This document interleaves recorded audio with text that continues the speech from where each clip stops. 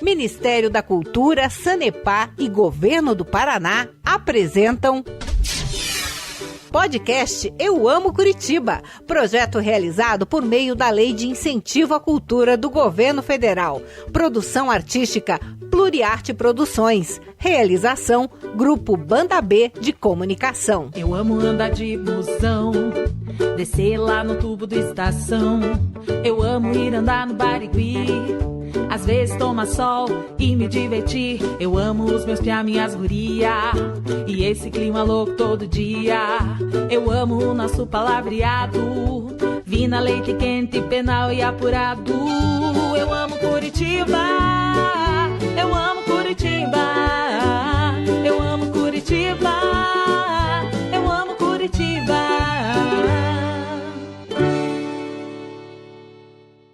E daí, minha gente que fala leite quente, eu sou Mari Martins. Salve, salve, galera da Água com Gás e Café Sem Açúcar. Eu sou Stephanie Matanó. E esse é o podcast Eu Amo Curitiba.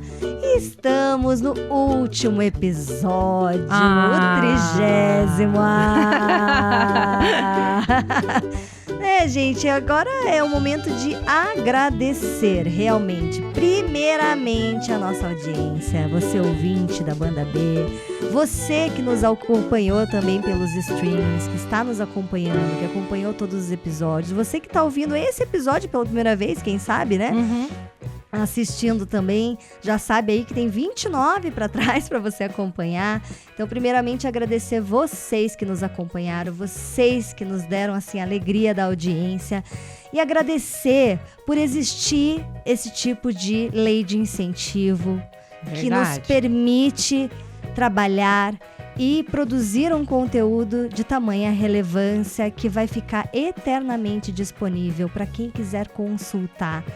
Para os estudantes, pesquisas, enfim, a gente preparou isso com muito carinho, com muito profissionalismo, então quero agradecer também toda a equipe que trabalhou nesses 30 episódios, né? Toda a equipe da Banda B, da Rádio Banda B, a equipe de conteúdo, agradecer Denise Mello, né? Que contribuiu demais, agradecer a Luísa, a Luli, agradecer a Lívia. Obrigada, gente. E todo mundo que contribuiu, o Guilherme, o Lucas, enfim, a Fran, todo mundo do portal. Michele Gutmann, que esteve aqui mais da metade do episódio junto com a gente, na reportagem, na apresentação. Lucas Cabanha, nosso produtor, roteirista também. Muito obrigada, Lucas. Gratidão. E agradecer você, Stephanie, também, por se dedicar tanto a esse projeto.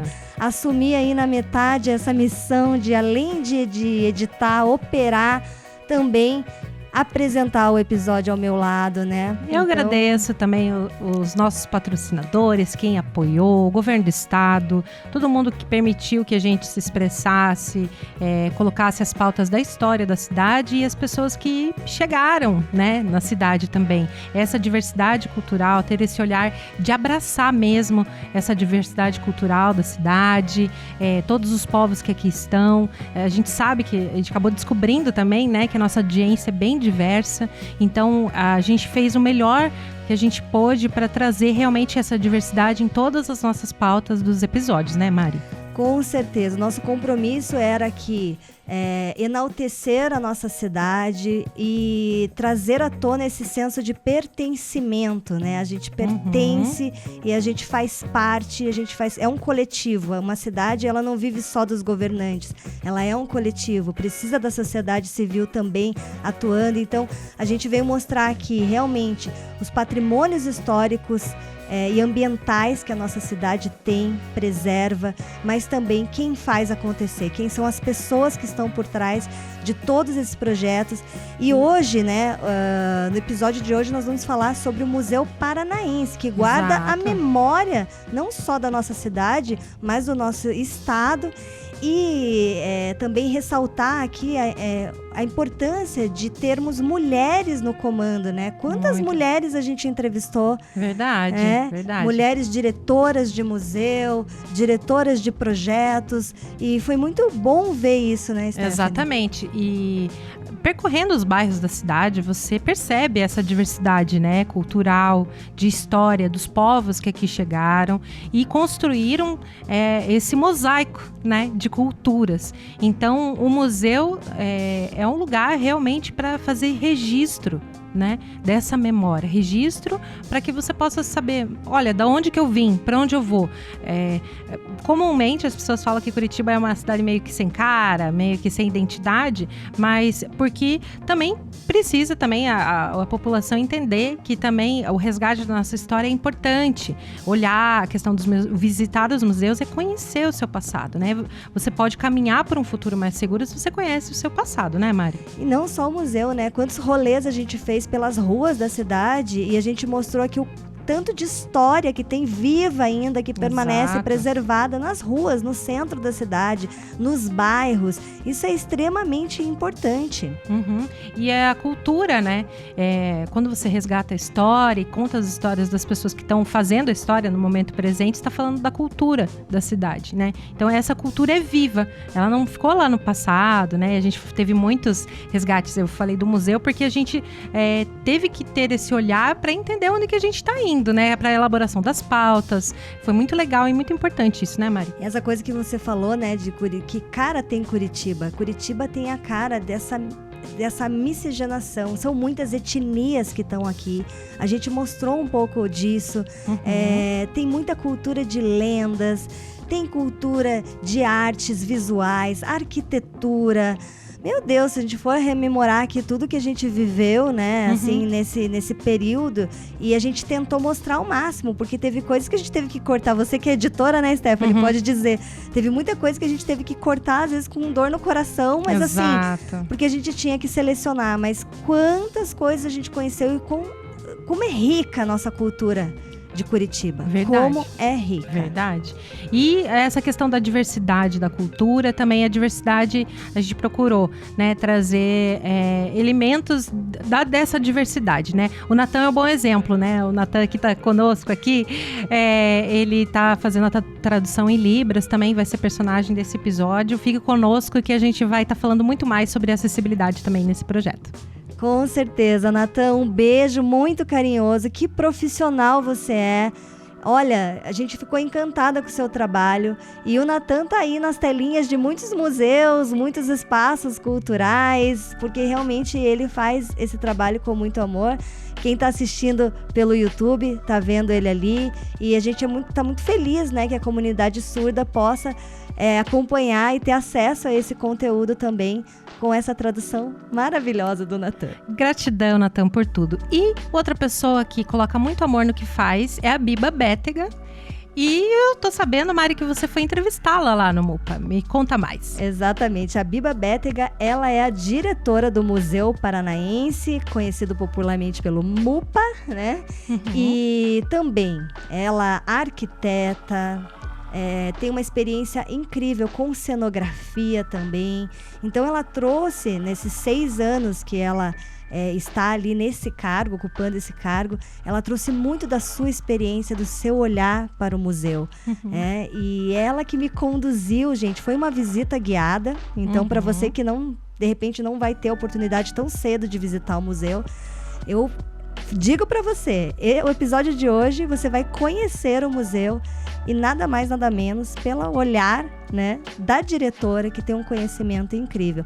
Então vamos pro primeiro VT aí, para você que tá ouvindo, a primeira entrevista, para você já acompanhar um pouquinho desse tour. Olá a todos, então vamos começar a visita. Para que todos entendam, o Museu Paranaense, ele fica locado em um complexo edificado com 3 edifícios que foram construídos em épocas diferentes e para propósitos diferentes. Então, você entra no museu pela Casa Histórica. Ela nasce em 1928, 29, é o tempo da construção, e ela nasce para ser uma residência da família Garmater. Ela permanece como residência por 10 anos, e aí depois o governo de estado compra a propriedade e vira sede do poder executivo, enfim, antes de existir o centro cívico, né? Logo adjacente a essa construção histórica tem o anexo, que nós denominamos anexo 1, que foi construído nos anos 60 para abrigar o Tribunal Regional Eleitoral. E depois, em 2002, que foi quando o museu veio para essa sede, se instalou nessa sede, foi construído o anexo 2, que aí sim é o único componente do complexo que já nasce para ser museu, né? Então, acho que vocês vão notar pela diferença das características arquitetônicas ao longo da visita. Nós estamos no edifício histórico, então, portanto, ele é tombado pelo Estado.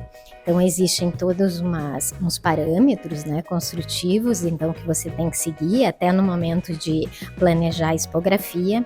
E aqui nessa primeira sala, que é o primeiro contato que o visitante tem com o museu, nós colocamos como se fossem 4 ilhas expositivas. Então, nessa primeira, ele apresenta o museu, de maneira geral, como que ele se forma em 1876, para qual propósito. E nas outras ilhas, nós temos peças emblemáticas dos 3 acervos principais, que também constituem os 3 núcleos de pesquisa científica, que é a antropologia, a arqueologia e a história. Bom, então agora nós estamos aqui no primeiro andar do edifício histórico, onde nós temos 2 exposições. Uma ocupa a maior parte desse andar, que se intitula Efêmera Perpétua. Ela ocupa 3 salas. E depois uma outra que é um pouquinho mais minuta, que ocupa 2 salas, é a exposição sobre o Langue de Morretes. Então, a exposição Efêmera Perpétua foi inaugurada no finalzinho de 2019. Essa exposição, ela traz muito da própria constituição do museu, muito sobre os pesquisadores que aqui passaram e da constituição, né, do acervo do museu, porque o museu ele nasce em uma época que não existia ainda a Universidade Federal, então ele nasce muito como um centro de pesquisa também. Exatamente nesse espaço era o jardim de inverno da residência, então os ladrilhos hidráulicos do piso são originais. E aqui também você nota mais uma vez esse diálogo entre disciplinas, entre tempos, né? Então nós temos acervo arqueológico, antropológico, conversando no mesmo espaço. Através disso conta muito, como eu falei, da história do museu, né? Como importante, né, enaltecer a história, né, e ter esse legado, essa materialidade dessa história, né? E teve a colonização, teve os brancos que chegaram da Europa, mas também a Curitiba originária, né, é repleta de muitas etnias indígenas, né? Tem os guaranis, os caingangues, os descendentes de chetas, e o quanto Curitiba tem essa cultura indígena no nome dos bairros, na cultura de comer pinhão, na cultura do mate. Então, Curitiba tinha essa história antes da chegada, né, dos brancos europeus. Então, é muito importante ter esse legado, esse corredor ali, né, que mostrou tudo isso pra gente, né, Mari?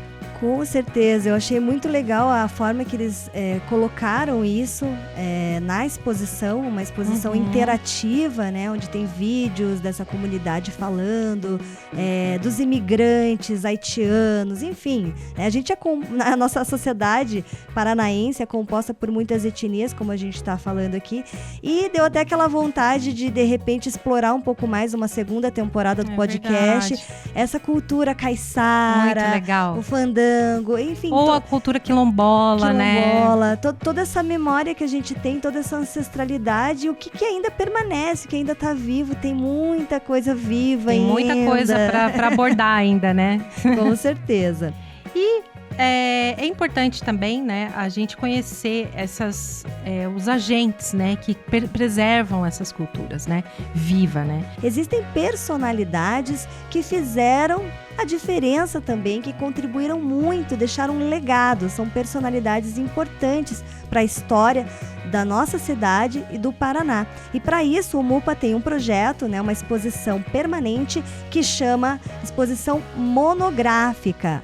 E a Biba vai apresentar pra gente essa exposição essas personalidades e também vai falar um pouco sobre os projetos que marcaram essa gestão dela. Aqui nas duas rampas que dão acesso ao pavimento inferior do anexo 2, nós temos uma exposição que se chama Nosso Estado, Vento em Movimento. Ela fala sobre os deslocamentos que fizeram com que o Paraná se formasse. Quais foram as pessoas que se deslocaram de fora para cá? Quais são as pessoas e como se deram esses deslocamentos internos também do Paraná? E para formar essa colcha de retalhos que é vamos dizer assim, a população paranaense hoje. Então ele traz essas pessoas que se deslocaram dentro para ou no território no interior do Paraná, e o deslocamento pela margem, que aí discorre sobre a cultura caiçara. Então, cada uma delas conta a sua própria história e, a partir dali, você entende como se forma uma identidade coletiva. E hoje, eu acho que também foi isso que proporcionou essa diversidade da população paranaense, assim, essa convivência recíproca de tantas pessoas, de tantos lugares. Os motivos nos quais levaram essas pessoas e essas histórias a acontecerem, né? Então, aqui, por exemplo, no caso, nós temos um haitiano, um representante do povo Chetá, que é aqui do Paraná, e uma venezuelana, uma menina venezuelana. Então, nós chamamos esse conjunto de a língua das pontas. Então, cada um conta a sua própria história. A partir dali, você mistura com a sua também e entende como essa coletividade se formou, né? E aqui é sempre o nosso estado, discorre sobre os caiçaras, a nossa cultura caiçara. É interessante entender como os caiçaras têm que se adaptar ao território ao longo da época. Aqui é o mestre Leonildo, um representante do nosso fandango, infelizmente faleceu recentemente, até o ano passado. E nessa parte, então, nós resgatamos um pouco dos instrumentos, como que isso se perdeu em algum tempo no fandango e como eles vêm sendo recuperados pelos próprios moradores, né, do local. Nós desenvolvemos um programa de exposições que nós chamamos de monográficas. Então, ela trata de um personagem, né? Cada exposição traz um único personagem. Nesse caso, é o Langue de Morretes. Aqui vocês vão encontrar muitas pinturas, desenhos, além de fotografias e tridimensionais de objeto de estudo científico do Langue, né? Essas são peças que entraram para o acervo do museu em 2018 e precisavam de restauro, enfim, aí nós conseguimos, finalmente foi possível fazer o restauro tanto nos papéis como nas telas, e agora elas estão aqui expostas para o público. Esse é outro acervo importante porque ele nos traz um outro personagem que compôs a história do museu, que é o padre Jesus Moure. Ele foi diretor do museu, então ele era um padre católico, né? E também era um entomólogo. Então, veja, mais uma vez esse reflexo, né, multidisciplinar. Nesse expositor, por exemplo, nós trazemos esse catas de dois pesquisadores, do Ducem e do Tesma. Também personagens que conviveram com o museu por um tempo e, enfim, ajudaram a desbravar, a descobrir toda uma parte riquíssima da flora aqui da Mata Atlântica, né? Aqui nessa outra parede nós trazemos um acervo que é do Reinhard Mack, também uma outra pessoa muito desbravadora, né, um geólogo. O mapa fitogeográfico do Paraná foi ele quem desenhou e é muito atual, né? Se você vai ver as informações, enfim, os dados. São essas exposições de curadoria compartilhada. No caso, no circuito hoje em vigência, temos duas, que é essa a Meiterê, que o processo foi que eu contei, foi um edital para estudantes indígenas. Temos uma outra que fala sobre os negros no Paraná, que é a Anti-Ecos e Ocos, que também traz uma metodologia de curadoria compartilhada, porque foi formado com agentes, né, da comunidade negra paranaense, um grupo de estudos que também trabalhou por 11 meses no museu, entendendo as deficiências do acervo, enfim. Então, essas exposições, elas marcam, porque elas trazem um caráter forte de democrático, de participação da comunidade dentro da instituição, né? É um museu centenário, como é o Museu Paranaense, para ele se entender vivo, para ele se entender contemporâneo, ele tem que trazer isso, ele tem que ser um espaço de relações, né? E outro projeto que marca muito, que é um projeto que nós temos de caráter continuativo, é o programa público.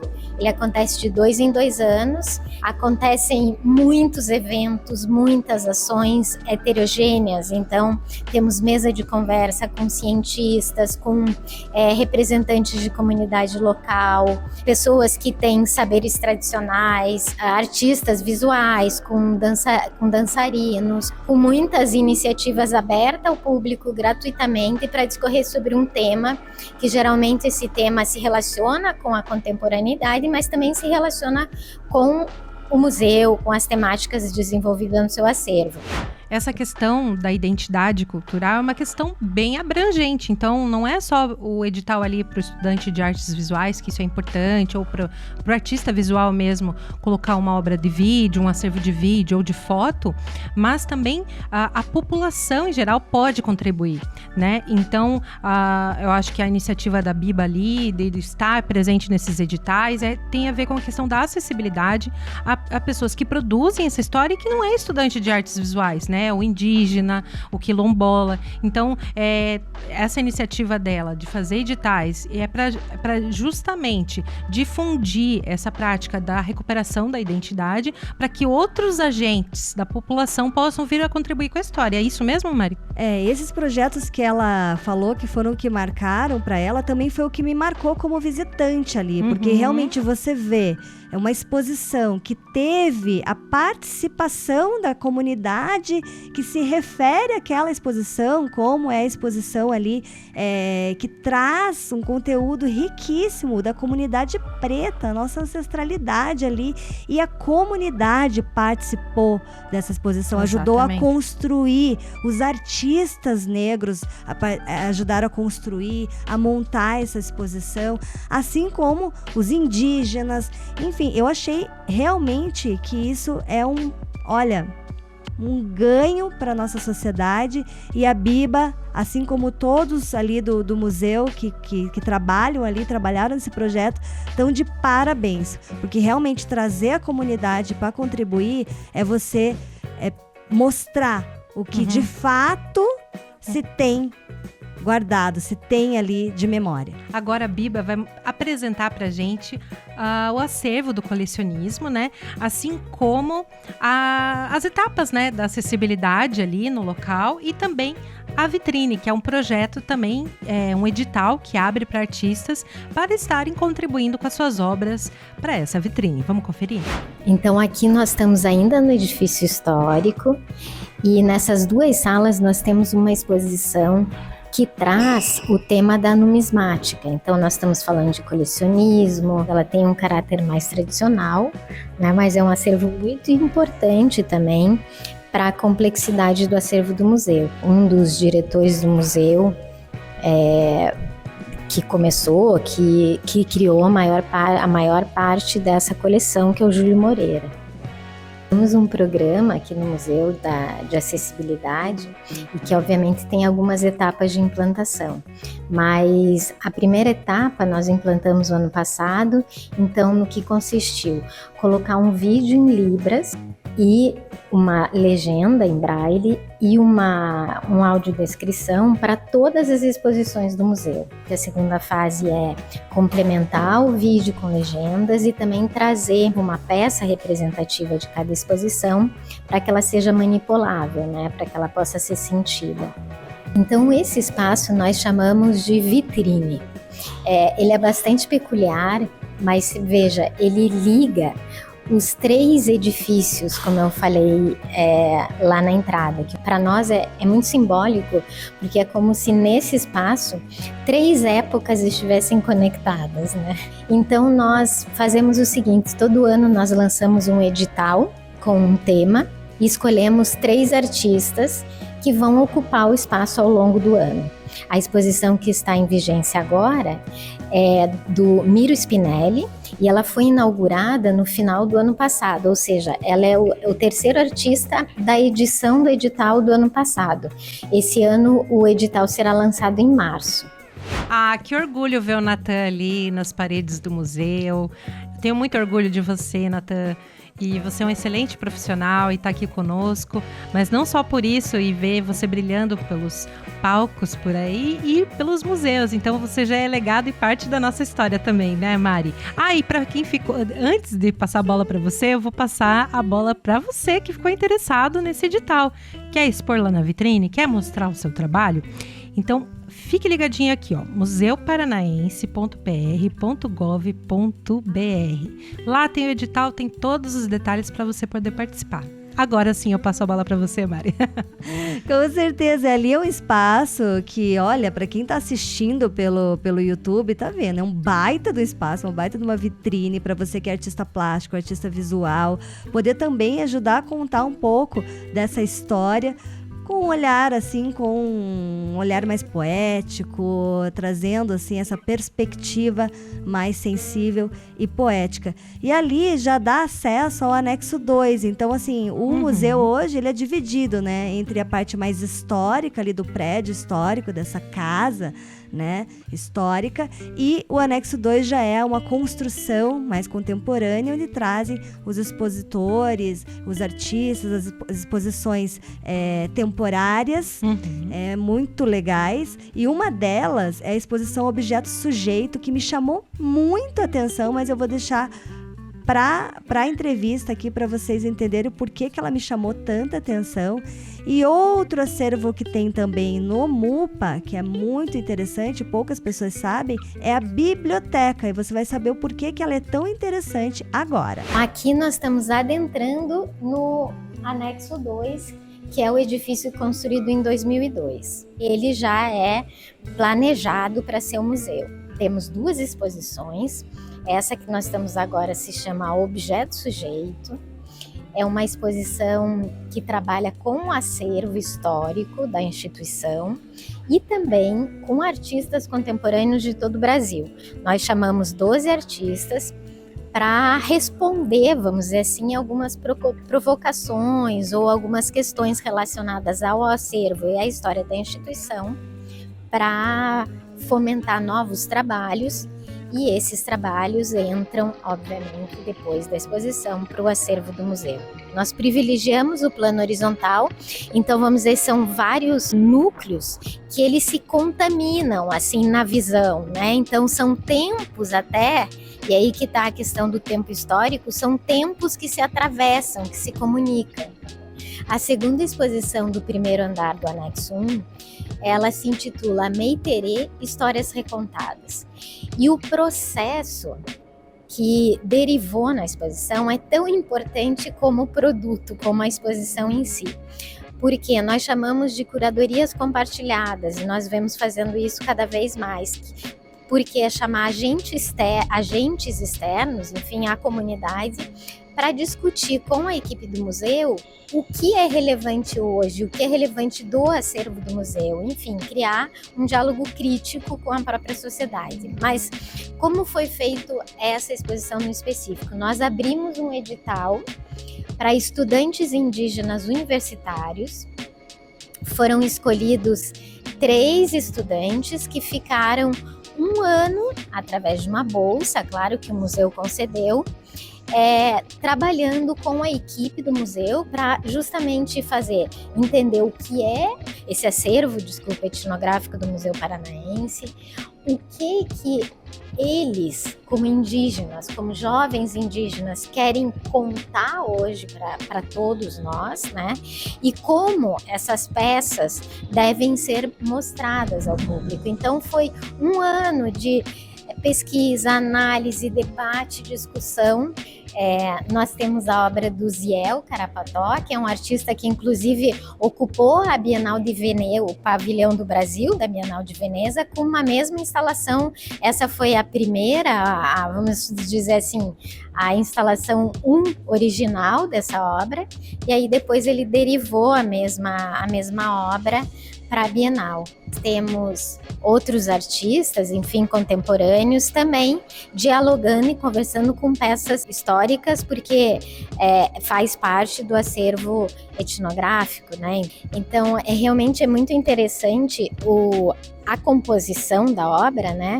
Porque ela trabalha com três camadas, assim, da própria instituição. Ele vai efetuar oficinas com o departamento do educativo, então são questões que existem aqui só provenientes desse relacionamento. Ele vai trazer um processo artístico pessoal e ele também vai trabalhar com peças que já estão no acervo da instituição. E algo que me chamou bastante atenção nessa obra do Pedro França é que é como uma documentação, né? Que parte da oficina que ele fez, então tem muitas mãos aqui. E por ser uma exposição temporária, vamos dizer assim, mas que pode se repetir, ela vai para o acervo. Como que funciona, Biba, para vocês armazenarem isso e poderem reproduzir novamente igualzinha como ela está aqui? É claro, o objeto sujeito não vai ficar aqui no espaço para sempre. Então essa obra é muito bem documentada, existe um dossiê que traz exatamente qual peça está em qual lugar, como ela foi instalada. Quando a peça é desmontada, ela vai separadamente, né? Então as peças que são acervo arqueológico voltam ali para a reserva da arqueologia, as peças de cerâmica que foram produzidas, que são só dessa obra, ficam também juntas num outro espaço, numa outra reserva. E quando tivemos que fazer a próxima montagem, abre-se o dossiê, vamos montar exatamente como ela estava aqui, né? Porque a obra é esse conjunto. Então, a Biblioteca do MUPA é uma biblioteca especializada, né? A maior parte do acervo são de livros de história, ciências sociais, artes principalmente, mas tem livros de todos os assuntos. Então, se uma pessoa ela quiser vir aqui pesquisar na biblioteca, ela pode fazer um agendamento, geralmente o agendamento é feito por e-mail, e ela vai fazer uma consulta local aqui na biblioteca. Ela marca um horário e ela vem aqui para consultar os títulos que ela pesquisou, né? Caso ela queira, ela pode pesquisar no site do Memória, né? Que se encontra lá no portal do MUPA, e ela pode dar uma olhada no acervo lá pelo site antes dela fazer o agendamento. Tem bastante acervo relacionado a museus, não só museus do Paraná, mas museus de todo o país, né? Do Brasil e também museus de outros países. A maior parte do acervo é de Paraná, né, que tem um acervo bem rico, principalmente de história do Paraná, que é o que é mais procurado pelos pesquisadores, né? E a parte de arte também, parte de catálogos, né, catálogos de museus do Brasil inteiro, que vem muito para cá, né, que outros museus enviam para nós, e também catálogos do MUPA. Como é importante, né, os espaços terem as suas bibliotecas próprias, né? O MUPA tem essa preocupação e tem muitos livros que têm acessibilidade.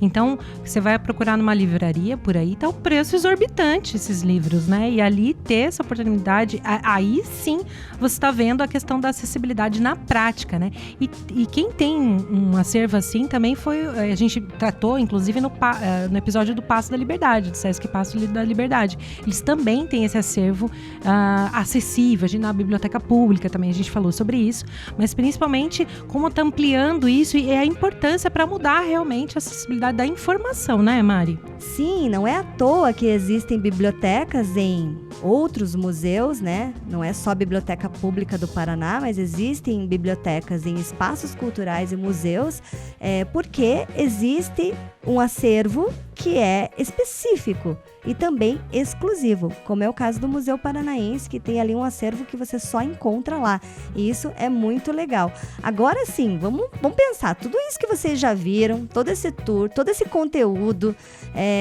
pensa para uma diretora do museu. tudo que ela tem que administrar, gerir, fazer acontecer. Então eu perguntei para a Biba quais são os desafios dela daqui para frente, como ela continua nessa função, né? Nessa missão ali do museu, e também o que ela acredita que foi bom, que ela contribuiu, o que ela conseguiu fazer, o que ela não conseguiu ainda, até para deixar a mensagem para os próximos que forem assumir e ocupar cargos ali dentro do museu. Claro, a minha expertise é essa, então é evidente que eu olho também muito, eu dou muita atenção para o espaço, para essa questão mais da preservação do patrimônio, mas e também para a questão expográfica, para entender como que o público pode acessar melhor o acervo através de um desenho arquitetônico, de uma cenografia bem composta, né, bem feita. Eu imagino contribuir de uma forma positiva, porque nós, nesses anos, por exemplo, 2022 e 2023, conseguimos efetuar uma grande reforma e restauro do complexo edificado, coisa que não acontecia exatamente desde 2002, que foi quando o museu veio aqui para essa sede. Então a gente faz os projetos, vai batalhar os recursos necessários para tentar viabilizar. É óbvio que eu tenho que dar atenção também para as outras importantes missões do museu, né? Que é a pesquisa, mas é comunicar o seu acervo, como também sempre estar fomentando, inovando as questões e os diálogos a partir do seu acervo. Talvez uma vantagem em saber lidar melhor com a escala espacial, porque através disso, nós, a equipe, consegue mostrar melhor esse acervo. Mas eu sou muito a favor também dessas mudanças assim, que ocorrem de anos em anos de gestão, porque aí eu acho que cada gestor pode trazer a sua própria expertise e isso vem a contribuir ao longo do tempo à história do museu. Como eu falei, né, nós temos metas ambiciosas, então se você me pergunta se eu consegui realizar todas, acho que não, é infinito o que a gente ainda pode realizar. Na parte da infraestrutura do museu, nós fizemos muita coisa, mas existem questões ainda a serem feitas para o quê? Para poder potencializar o museu, para que o museu possa também dialogar com instituições internacionais. E na parte que é mais, vamos chamar, intelectual ou conceitual, isso é muito, não existe, é infinito, né? O que a gente ainda pode explorar. Por um museu proporcionar essa riqueza de acervo, o que pode vir ao conhecimento do público também é infinito, tem muita coisa a se fazer. Importante, né, a gente saber essas questões dos desafios de uma gestora, né, até mesmo para poder dimensionar o que vai ser programado para os próximos anos. E eu fiquei sabendo que esse ano já está programado e o ano que vem também. Então a Biba vai trazer essas informações para a gente e vocês vão conferir agora. Bom, nós trabalhamos com planos bianuais. Por exemplo, para o biênio 25-26, nós elaboramos a programação, né, todo o conjunto de ações culturais, educativas, em setembro de 2024. Toda essa proposta, ela passa para a secretaria, que analisa, que aprova, junto com a COSEM. Passamos também para a Sociedade de Amigos do Museu Paranaense, que também aprova e analisa, e aí é que se faz essa programação. Mas nós não saímos muito dessas pautas, né, que são identidades múltiplas, ecologia, cosmovisões e memórias. Então, dentro desses grandes eixos, porque eles são muito amplos, nós, de 2 em 2 anos, nós olhamos, talvez, para algo mais específico. Por exemplo, 21, 22, nós olhamos muito para a questão da cultura popular, enfim, sempre dentro de alguns programas continuativos que moldam o caráter da programação, como o edital de ocupação da vitrine, programa público, exposições com curadoria compartilhada, o educativo tem alguns projetos de ações continuativas, o Férias no MUPA, enfim. A programação, ela está sempre atualizada no site e também no Instagram do museu. O Instagram do museu é um bom veículo, é uma boa plataforma para se atualizar. E tanto pelo site como pelo Instagram se consegue fazer inscrições para algumas ações que necessitam inscrições, outras não precisam, enfim, mas consegue-se estar sempre atualizado daí. Para você que ficou super curioso e com vontade de ir até o museu, que essa é a nossa missão aqui, fazer com que você sinta essa vontade de ir, visitar, conhecer. Ó, você pode seguir o Instagram do museu, que está sempre muito bem atualizado. É @Museu Paranaense. Você pode acessar o site museuparanaense.pr.gov.br. Para acessar o museu, a entrada é gratuita, de terça a domingo, das 10 da manhã às 17h30. E você em casa que ficou com vontade de fazer essa visitação, vale a pena se inscrever na visita guiada. Você vai lá no site, tem um formulário e você preenche. Você pode ir com a sua família, você pode levar quem você quiser nessa visita guiada. E os formulários vão abrir a partir agora do dia 24 de março. Então fique atento. Você pode inscrever você, a sua família, a sua escola. Você quer visitar o MUPA, professor de história, pode todo mundo lá preencher o formulário no site a partir do dia 24 de março, né, Mari? Sim, é muito importante fazer visitas guiadas, porque você sai de lá com muito mais conhecimento do que quando você faz uma visita sozinho. Então, fica a dica que a gente sempre dá aqui no podcast, deu em todas as visitas que a gente fez. Invista numa visita guiada que vale a pena. Agora chegou o grande momento. Não vou dizer que ele é bom e nem ruim. É simplesmente o final. Eu vou deixar assim no ar, sem emocionar. Você todo sempre tá falando, chega de tristeza, gente. A gente tem que assumir os novos ciclos da nossa vida, Mari. Exatamente. A gente não vai ficar aqui lamentando, sabe por quê? Porque nós já estamos preparando a segunda temporada do podcast Eu Amo Curitiba e vai ser bem diferente dessa. Vai ser algo muito legal. A gente aprendeu muito fazendo este episódio e com certeza você não pode perder. Está por vir. Está por vir.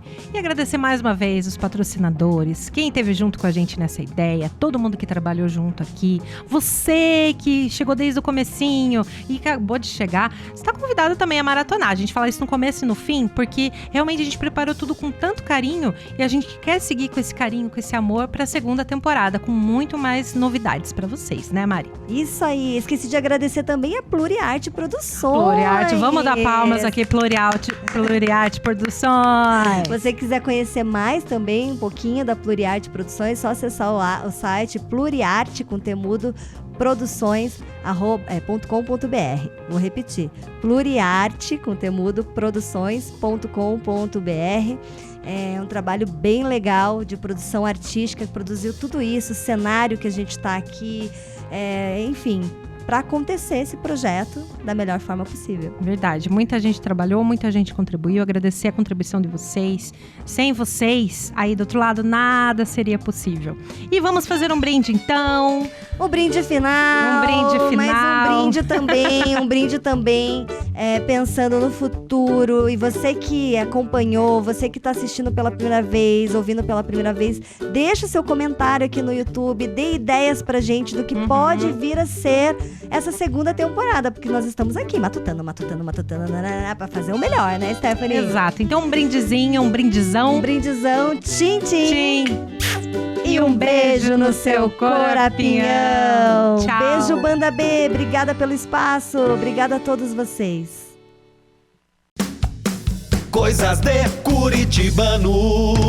É inevitável dizer, eu sei que parece um pouco um discurso meio pronto e retórico, mas a qualidade de vida da cidade é muito boa e isso eu acho que é um ponto muito positivo.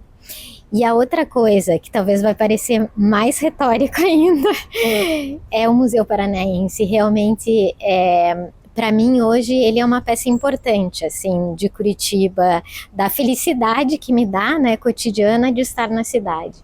É um museu.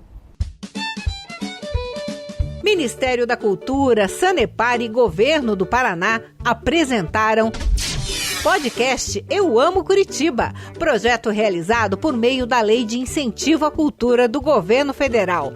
Produção artística Pluriarte Produções. Realização Grupo Banda B de Comunicação.